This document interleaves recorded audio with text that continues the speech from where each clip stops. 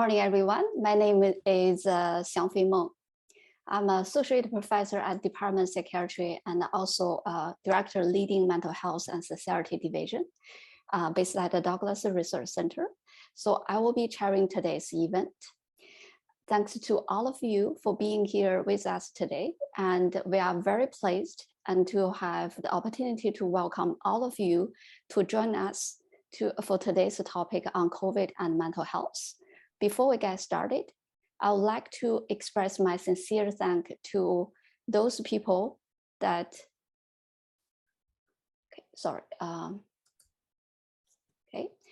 I would like to express my sincere appreciation to all of you who have generously helped us to make this event come together to become a success, including the Douglas KT office, Monsieur Sylvain Charbonneau and Michelle Thibodeau, and my colleagues, Suzanne King and Marie-Joseph Fleury, and also my entire research team. So without all of you, this event just cannot be done. So there are several important messages that to ensure we have a smooth event. So the first housekeeping message is the whole session will be recorded, and then the recordings will be shared on the YouTube channel of the Douglas Research Center, as well as our research web pages. Please mute yourself but have your camera on while our presenter is presenting. We will have 4 topics to go over for today's KT event that covers a wide range of the population, including pregnant women, unborn child, and the elderly, the general population, and the homeless people. And the way how we organize the event is we will have our 4 presenters to give updated information about their research, their findings, their outputs, and then we will group all the attendees into different smaller groups, and then you will have an opportunity to discuss within the group to exchange the information, knowledge, or the opinions that you have. And then we will bring all the audience to come back to this room and to summarize the findings. As this is a KT event, it's more meaningful that if we all contribute or the discussions and contribute to the knowledge that we have. And please leave your name, email, and that will be easier for us to do a follow-up in terms of feedback for today's event and the future KT event in terms of topics, format, and also your valuable suggestions in terms of better knowledge uptake. And as we mentioned earlier, today is the KT event, so our presentation will be focusing on the knowledge. And if you're interested in terms of the data, the design or other information related to those knowledge, feel free to drop us an email or contact us directly. So then we will be more than happy to provide more information. All right, without further ado, let's talk about the big picture about COVID and mental health. So back to 2019, World Health Organization already estimated that at least 1 in every 8 people will have some kind of mental disorders. So that includes depression, anxiety, PTSD, substance use, or behavior problems. And it's around 1 million people, 1 billion people around the world having the problems. And we know since 2020, March 11, we have the pandemic, and the COVID pandemic is one of the biggest global crises in the generations, have got a lot of attention, and then has completely changed the way how we live and how we interact with other people. And it has a traumatic or significant burden on our health, economics, and societies. And over the 2.5 years, we see a lot of changes, that including the significant number in terms of prevalence of depression, anxiety. So it's estimated that at least 25% of the people that they have increase in terms of their depression and anxiety disorders. And of course, this number varies by different time, that when we have a different wave of COVID and different control measures, that's also vary by different geographic regions, when the countries and regions have a different control measures. And that's also vary by different population subgroups. So those socially disadvantaged populations, such as minorities, people that live in the poor socioeconomic status, they tend to report a higher rate in terms of depression and anxiety disorders. Before COVID, when we know that there is a lot of discussion in terms those mental health care actually needed, and those mental health services actually could provide it. And there is a big conflict and tension between the needs and the services can be provided. And during the pandemic, we see this attention, we see the tension is getting even intensified. In contrast, on the other hand, we see a lot of people complain that their mental health concerns and their positive mental health and life satisfaction significantly reduced over time. And you will hear more estimates and more detailed statistics that have already been discussed. In 2022, World Health Organization, this year, World Health Organization launched a new campaign trying to make mental health and well-being as a global priority. And we know there's a lot of challenges and opportunities behind this. And this is a simple estimation from a lot of national agencies, including Statistics Canada, Public Health Canada. So they estimate that 1 in 3 Canadians say depression, anxiety disorders as a major problem in their social network.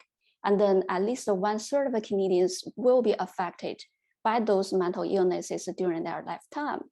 And at least 17% of people feel that they need professional care, but they actually don't have access to it.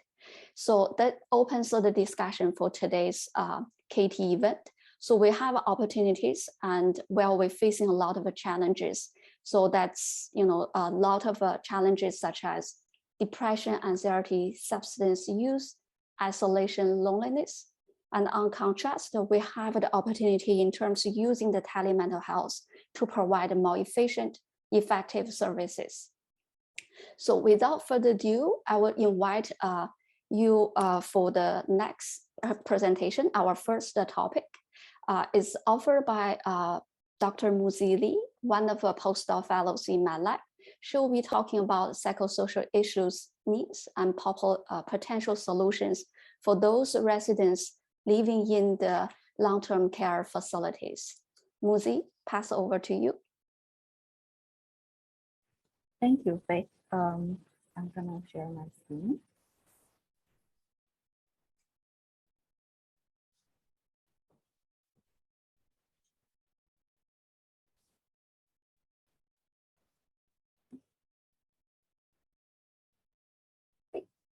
Good morning, everyone. I'm going to talk about the psychological issues, needs, and potential solutions during the COVID-19 pandemic in the elderly population.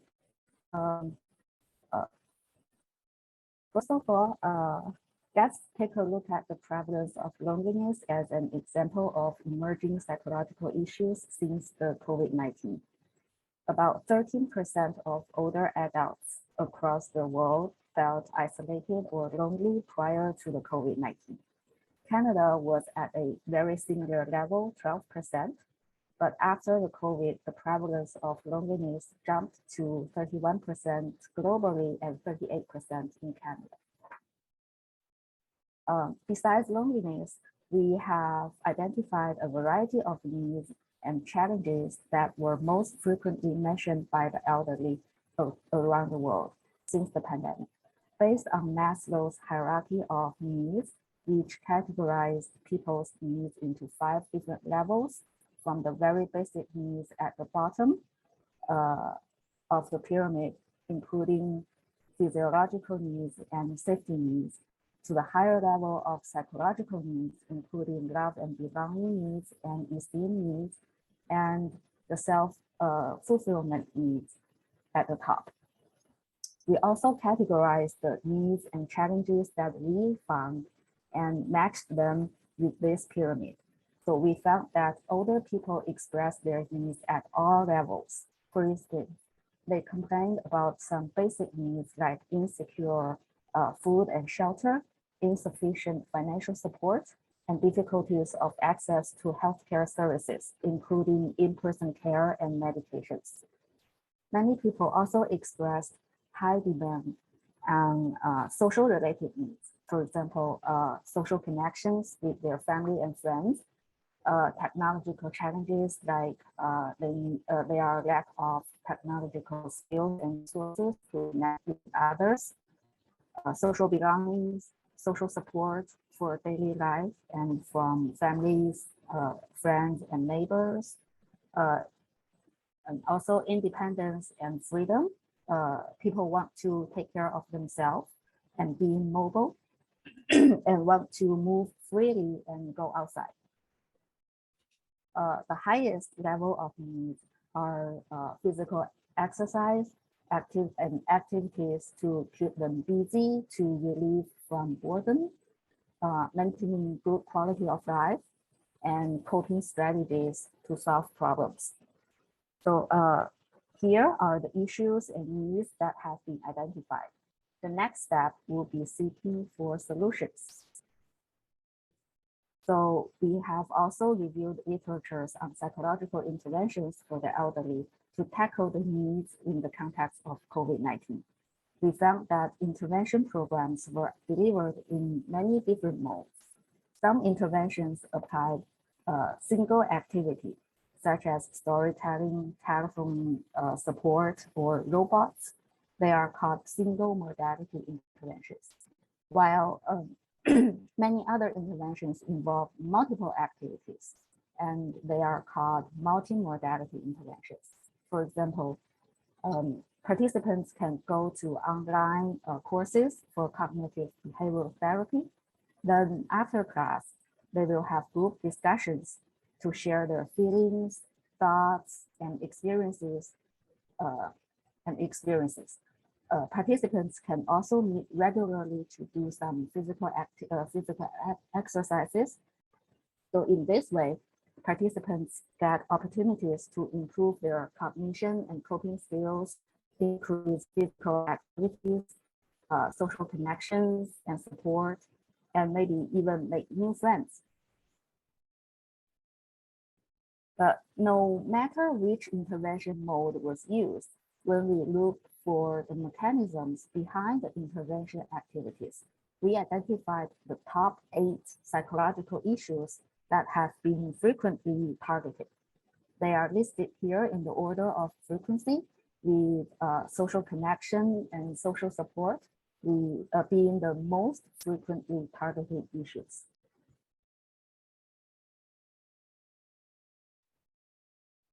Then when we compare the intervention targets with the needs that were mentioned earlier, we found that some needs have been well taken care of by the existing interventions, such as those at higher level of the pyramid and social related needs. But there are still some needs, including those very basic needs at the bottom of the pyramid that have not been well addressed. We will discuss this more later. So by now, all the issues, needs, and interventions that I have just talked about are all coming from global findings. And now I'm going to zoom into Quebec and Montreal to see what are the common and specific issues and needs among the residents living in the long-term care facilities. The participants were aged between 54 and 100 years. 70% were female, 90% were white, and 75% were inept with cognitive dysfunction. Compared with apt participants, inept participants are more likely to be more aged and have more psychological problems, including hallucination, agitation, disinhibition, and irritability.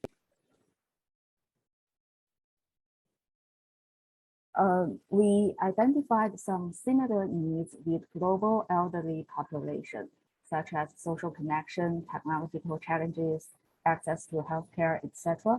And notably, those unaddressed needs in global elderly population all existed in residents of long-term care facilities, which means they are not only universal problems, but also they are urgently need to be solved. We also found several specific needs. For instance, residents said they need adapted and tailored activities for those with special needs, such as people with disabilities or hearing loss. And this issue existed even before the pandemic. Another issue is that the functioning of the healthcare system, for example, a service organization. People said they were always staying in bed, no access to dining room, and being locked in their room. People also concerned about the stability of staff. The residents also mentioned some other basic needs like access to power and telephone services. So this is pretty much what I'm going to talk about today. For next, the discussion session, we have two questions. Number one, we have found effective interventions that can target and address some of the identified needs. Then what can we do to better integrate or incorporate these interventions into practice, both for the general population and the elderly in the long-term care facilities? And second, for those unaddressed needs, what could be done for health and other sectors?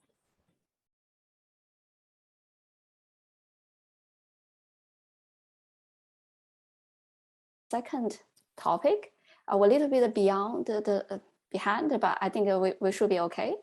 The second topic is for the general population, and instead of talking about the pragmatic side in terms of depression, anxiety, this topic focuses on the optimal level of mental health and mental well-being. And this is given by, will be given by Dr. Yingying Su, and she's a postdoc fellow in the lab and trying to summarize the comparison between before pandemic and after pandemic, the changes that we have in terms the positive mental health life satisfaction using a longitudinal followed community-based population cohort. And without further ado, I will pass on to Yingying. Okay, thank you. I'm going to share my screen here.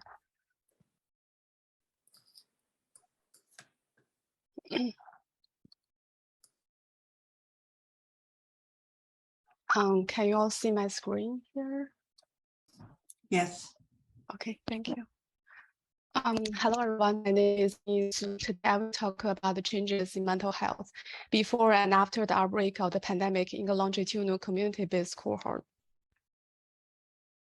So people we are focusing on today are community general populations from Southwest Montreal, where we highlighted in the maps. The Zamzam cohort collected these residents aged 15 years above since 2007. If you are interested in this study, more details on the Zamzam cohort and study population could be found on Douglas' website that we provided below.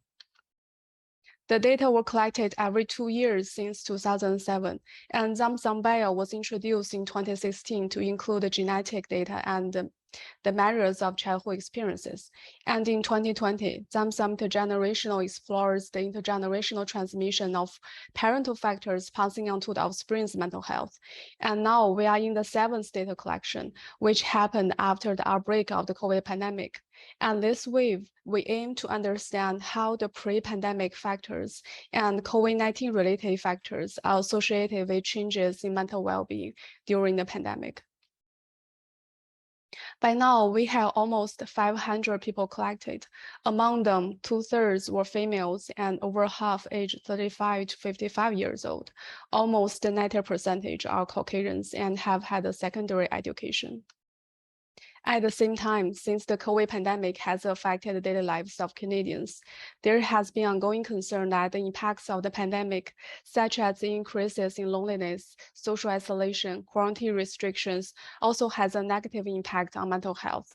A nationally representative survey led by Statistics Canada was conducted to assess how the pandemic has affected Canadians' mental health. By examining each disorder separately, major depressive disorder was the most prevalent. Almost 19% screened positive based on symptoms. 50% screened positive for the generalized anxiety disorder, and 7.5% were screened for the PTSD. Also, 1 in 4 Canadian adults screened positive for at least one of the 3 mental disorders above. That is a pretty high figure there. Then we will be wondering, does the high prevalence of mental illness mean the worse mental health and well-being? Not necessary. It's important to keep in mind that mental health is not the absence of mental illness. And living with a mental illness doesn't mean that you can't achieve good mental health. Just as someone who feels unwell may not have a serious illness, people may have poor mental health without a mental illness as well. Mental health continuum could help us to better understand that mental health is not a binary state.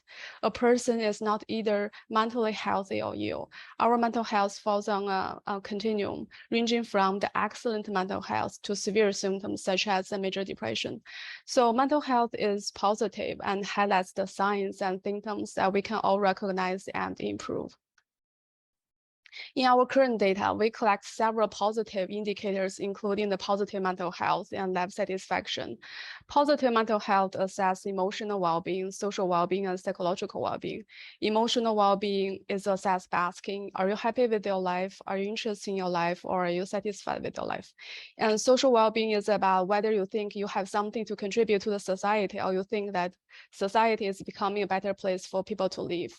Psychological well-being assesses the dimensions like self-acceptance and positive relationships with other people and so on. And participants were asked a single question to measure the life satisfaction. How do you feel about your life as a whole? Using a scale of 0 to 10, from very dissatisfied to very satisfied. Here present a positive mental health and life satisfaction score for Canadian people across different time points. The blue represent the positive mental health and orange are life satisfaction. We found that compared to national data in 2012, the Southwest Montreal people have a lower level of positive mental health. The worst is since the COVID-19 pandemic, their mental well-being decreased significantly, but the life satisfaction remained pretty much stable. We further examined whether there is any difference in the positive mental health and life satisfaction among different population characteristics, including the ethnicity, immigration status, education, income, occupation, and socio-economic status. However, we only found that people with different income level had different positive mental health. As the income level increased, the score of positive mental health increased as well, which means that when people earn more money, they are more likely to have a better mental well-being. Then we are curious about how do their income change before and after the pandemic, whether these changes would affect the positive mental health. Then we found that their income indeed increased after the pandemic over the years, since more people fall into the highest income category and fewer people fall into the least income category. But very interesting, unless they have actual about 10% COVID-related benefits during the pandemic, but other resources are pretty similar before the pandemic and since the pandemic. It confirms our findings that even though the income increases after the pandemic, but the mental health decreased. Thus, we conclude that the pandemic does have a negative impact on people's mental well-being. What other findings do we find during the pandemic? We also see about 20% people feel lonely, and more than half had poor quality of sleep and also the psychological distress. So finally, I leave 2 questions that are open for discussion. The first one is, since the pandemic, The positive mental health has decreased as we expected, but the level of life satisfaction remains stable. So what's the influence of the research findings on the mental health service strategies? And the second one is what other mental health indicators should also be considered, how they can be targeted to advance the population's mental well-being. Thank you.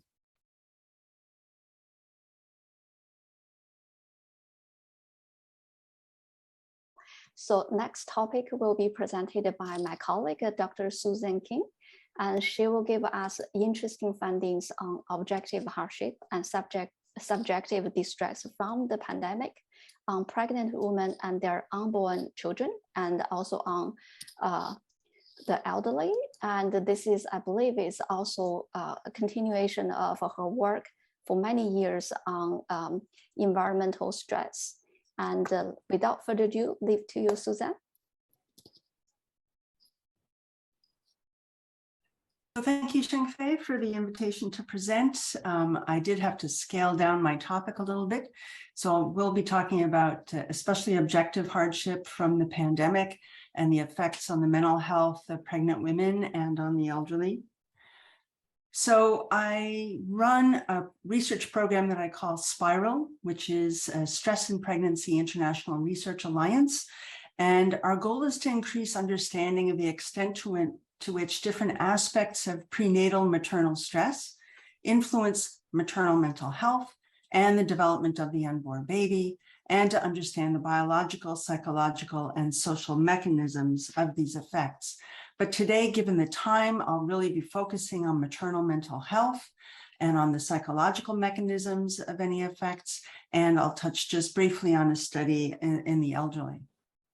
So this comes after more than 20 years of studying the effects of stress from natural disasters on pregnant women and their unborn children.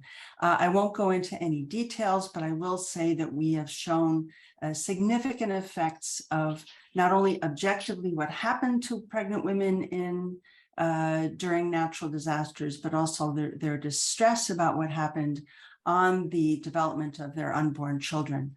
And if you want to see know more about that, you can look at our website, which is listed up there.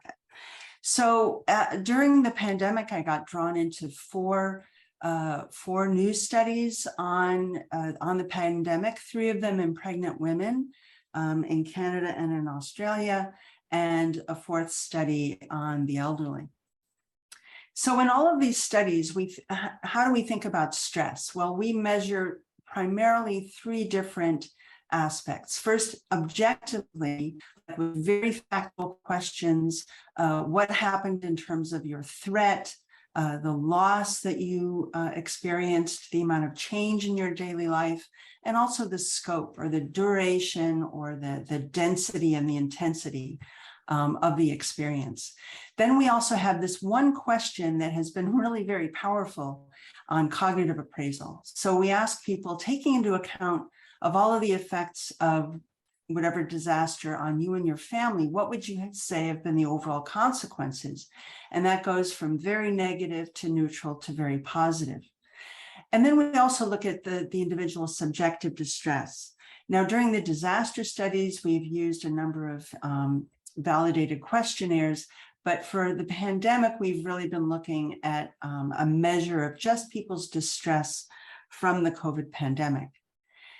So one of the studies I'm involved in is called the Conception Study, run by Annick Berard at Saint-Justin, looking at women who are pregnant. And one of the questions that were asked was, how concerned are you about a number of different things that could happen? And I'm giving you here the percentages of pregnant women who said they were moderately or very concerned about these things. And you can see that there are a number of aspects, like 78% of the women said they were moderately or very concerned about whether or not their partner or other support person could be there at the time of the birth, or they were concerned about being separated from the baby at birth. So just from this questionnaire, so this was women who were recruited online, through social media, and through advertisements in hospitals and so on, we're seeing a number of important concerns. And many of those may actually be policy issues, as we saw that hospitals in Montreal were not allowing partners to be there at the time of the birth.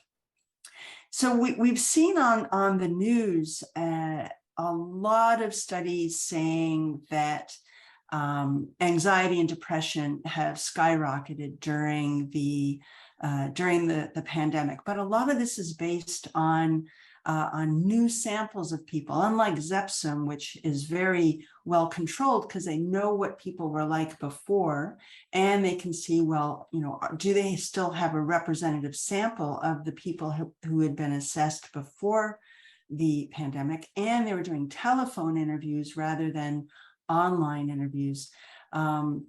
So I think that the way in which the research is conducted is very important. So in terms of pregnant women, on these green indicators here, we see that the normal levels of anxiety is about 20% of pregnant women tend to be highly anxious. You know, fewer, 10% tend to be depressed. But there was a recent study that had launched very quickly after the beginning of the pandemic. They recruited women online already in April 2020, and they have a report that massive increases in anxiety and depression from the pandemic. So more than half of women were meeting criteria for clinically elevated anxiety and 40% for depression. But I want to point out to you a study, it's not published yet, it's by Geneviève Roche in Quebec City, and she had a very large cohort of women that had already been assessed for their depression and anxiety during the first trimester of pregnancy, the third trimester, and again postpartum. And in the light blue line, you can see what is the usual progression of depression from the first trimester to the postpartum. And then they had women who were actually recruited before the pandemic started and who had been assessed in the first trimester before the pandemic, and then again after. And you can see that the pattern is very similar and the increase is not significant. On the other hand, for anxiety, for women who had been studied in their first, second, and third trimesters before the pandemic, there was a slight decrease between the first and third trimester in anxiety, but that decrease did not happen for women who were recruited, who were assessed in their third trimester during the pandemic. So if there is an effect, it tends to be more in anxiety, and the effect is really not that great. In Australia, you might think, you know, why are we studying COVID in Australia? They had so few cases and deaths from the pandemic, but we have 3,000 women. The thing in Australia is that they had really massive, hardcore public health measures. They essentially closed the entire country during the pandemic. And we wanted to know what are the kinds of psychosocial factors that might moderate the effect from objective hardship to their mental health. And I have this student, Amber Lee, who looked at that effect. So in these three figures, we see the severity of the objective hardship that the women were going through. And we look at their anxiety at 2 months postpartum. Now, we asked 3 very simple questions: the cognitive appraisal item that I showed you before, a resilience item: when things go wrong in my life, it generally takes me a long time to get back to normal, whether they agree or disagree, and an item on tolerance of uncertainty. Uncertainty makes me uneasy, anxious, stressed, vulnerable, unhappy, or sad. And we can see that all 3 of these items are significantly moderating the effect of objective hardship on anxiety, where we see that women who say that they're fairly resilient or very tolerant of uncertainty, or if they saw the pandemic as actually a positive event, they were very much buffered from the effect on their anxiety, where those who saw themselves as not resilient, not tolerant of uncertainty, or having a negative cognitive appraisal were very vulnerable to what was actually happening to them objectively. Now, in the elderly study, this is a study run by Pedro Rosaneto. Once again, these are people who had been studied already before the pandemic. And what we would expect, this NPI score is the level of distress that they were feeling about their symptoms as reported by the informant.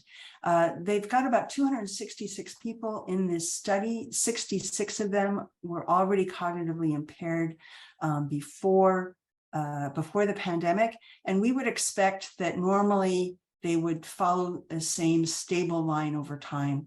But we asked people in a number of questions, how much were they doing social distancing? Did they stop seeing friends? Did they stop having visitors at their place? Did they stop going out? And we saw that for people who did a lot of social distancing, their distress was actually much higher, especially if their initial distress had been high. So the hypothesis was that a decline in social interaction would have a negative impact on the well-being, and it does indeed seem to be the case. We also, there were also items about people's functional activity, that is how independent they were for paying bills and doing things. Again, the yellow line is what you would expect, all else being equal. But people who had a negative or a cognitive appraisal of the pandemic actually beat the odds and had less stability in their functional activity. In other words, they did better. So the questions for the discussion are this. First, a methodological question. What are the dangers of using online media recruiting for estimating population prevalence of psychological distress during a crisis like the pandemic? And the second question is, how can policymakers balance the potential physical and psychological dangers from a pandemic? In other words, balancing saving a relatively small proportion of people from serious illness or death while subjecting the entire population to psychosocial and financial harm through public health measures. I wouldn't want to be the public official who has to make those decisions. So thank you, that's it.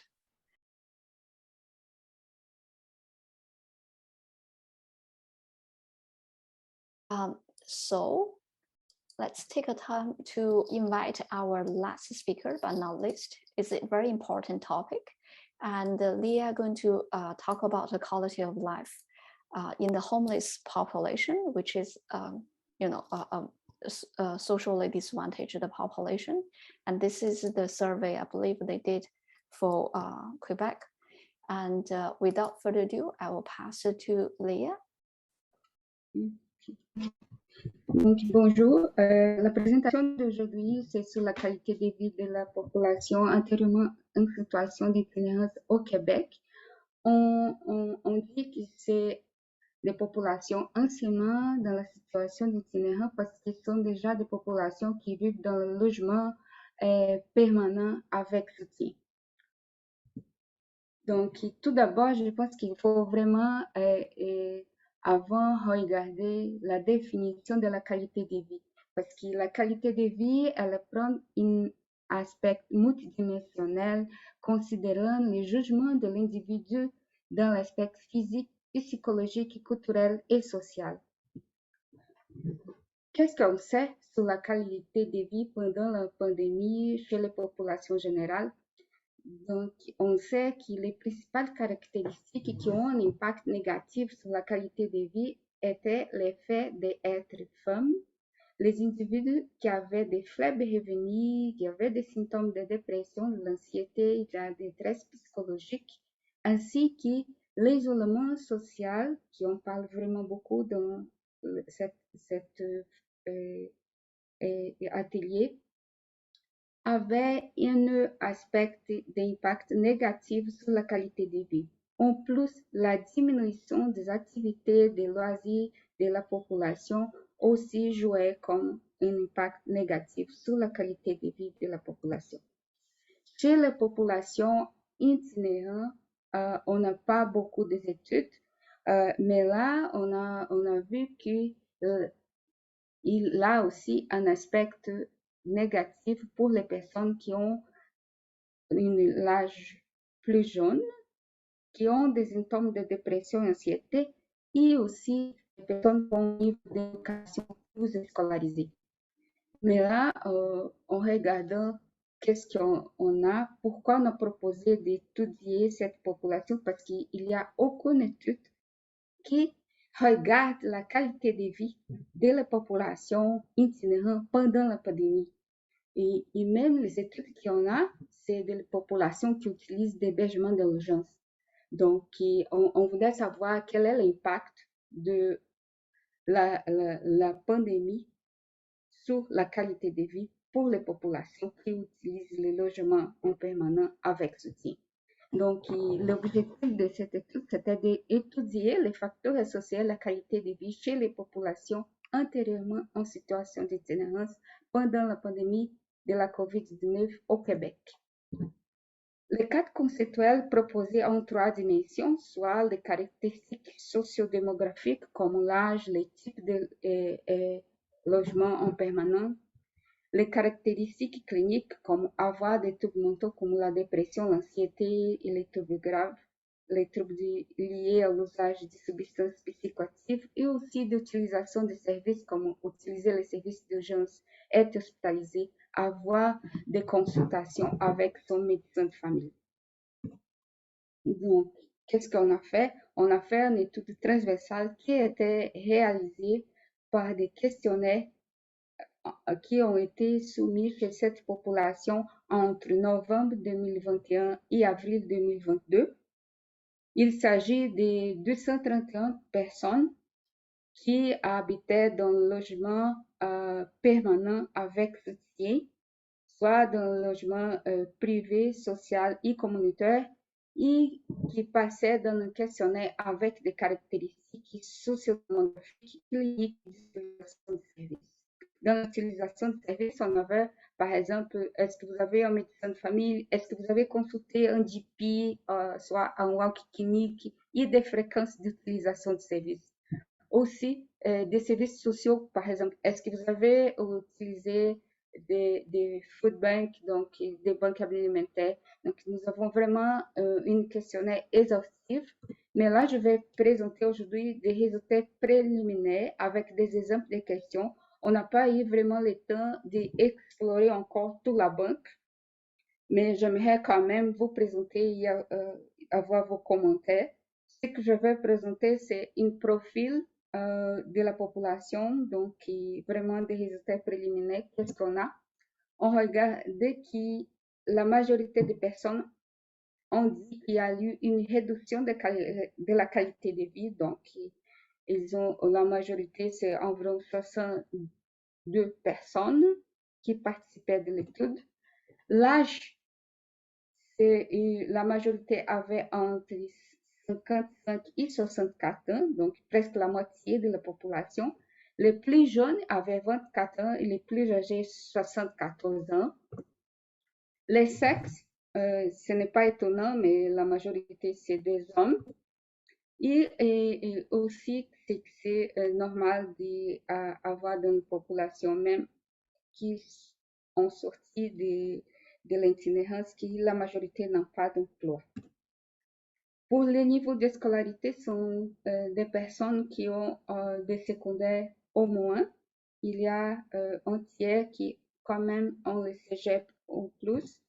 Et si on regarde les troubles mentaux, on voit qu'un quart de la population n'a pas de troubles mentaux, mais 75% ont des troubles mentaux. Et les plus prévalents, c'est la présence de la schizophrénie et des troubles bipolaires. Pour la santé physique et la santé mentale pendant la pandémie, on voit que le plus important que les personnes ont dit que avait une détérioration de la santé mentale. Et là, quand on parle d'une détérioration de la santé mentale, on aurait dit qu'il y avait plus d'anxiété, plus d'insomnie, comme la plus difficulté à dormir et de la détresse psychologique. Concernant l'utilisation des services, on voit qu'il y a eu vraiment une réduction dans les services pendant la période de la COVID-19. Et ce qui impactait plus vraiment, c'est la réduction des rendez-vous médicaux. Donc, on voit que 48% des personnes ont dit qu'il y a eu la réduction des services médicaux. Et aussi, ensuite, là, les personnes qui ont dit qu'il y a 36%, il y a eu une réduction des services sociaux. Et pour l'utilisation de gestes, il n'a pas eu de grand impact.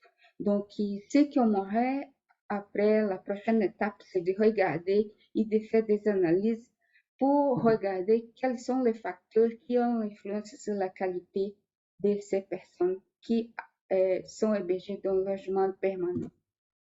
Donc, je fais un peu une conclusion des résultats préliminaires qu'on a.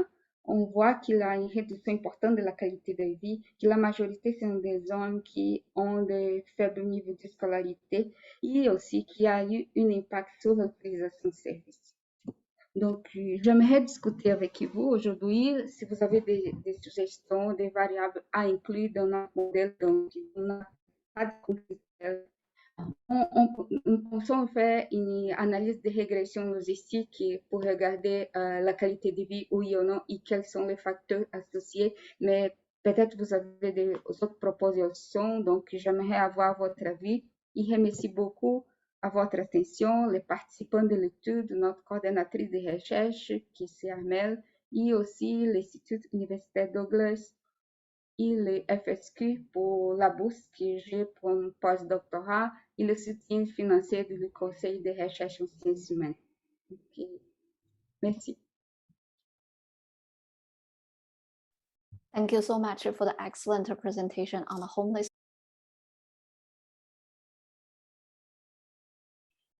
In the event. In the early of the event, we have people from Public Health Agency of Canada. We also have a representative from Mental Health Commission of Canada. Those are the partners that we had on the positive mental health and well-being. They also, because of this week, this month is also their mental health week, and trying to raise the awareness of the importance of mental health and well-being, and trying to reduce the stigma and discrimination for people, for general population. I thought it would be interesting to bring together like a more global idea about a different, part of the population. That's why I want to invite you and Mahajouzi to bring, the different stages of a life and then different vulnerable population to have a, comparison and to elaborate and to flesh out what we have identified, whether it's on pragmatic side or whether it's on optimal side of mental health. In addition, we also have a good representative of CU's people, where the southwest of the Montreal, where Zamsung based at, because this is the target population that we serve, and we want to have more interactions with the CUs. And we also have a good representative of researchers. We have a colleagues from my colleague Daniel Maltelis, and she's also the co-researcher on Samsung T7 data collection. And another colleague, Chris Barrington, he was joined us earlier this morning, and he was the other colleague on T7 data collection on life satisfaction, because he has done a lot of research on life satisfaction and quality of life. I thought it would be interesting to bring, different background together and to say, what else can we do as researchers, as a group of a community from different background, and trying to be more collaborative on the issues that we face together. As I demonstrated early on, there are challenges and opportunities. Maybe there's opportunity we can work together to cross out some of those challenges that we cannot face on our own. One individual study, maybe we can benefit from, cross type kind of analysis from different populations, and to highlight the issues that most important to be addressed. I think that's the different stakeholders that we also have a group of general population, I think. I could be wrong, but those people already left. As now we go a little bit beyond the time. That's why initially I want to, make sure we have a 1 hour and 30 minutes to deliver the KT event. But as the time goes longer and longer, people just, leave the meeting room. Yeah, this is the representatives of today's the KT attendees. We're already a little bit behind the time. So I'm just give a very quick summary for today's KT event.